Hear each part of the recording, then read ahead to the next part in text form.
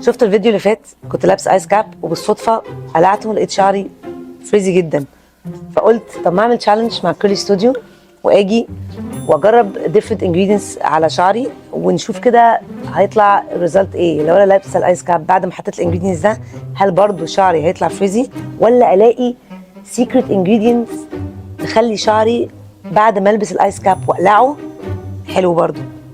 تعالوا نجرب كده ونشوف.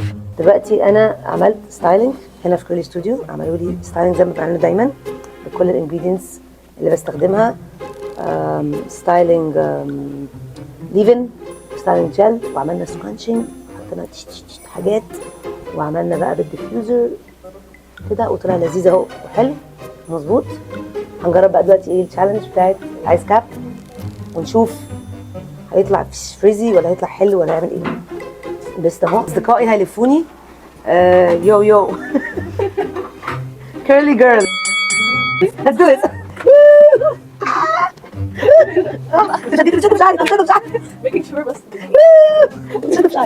يا جماعه ايه، لا ده انا شعري شكله يعني ايه unbeatable and incompatible.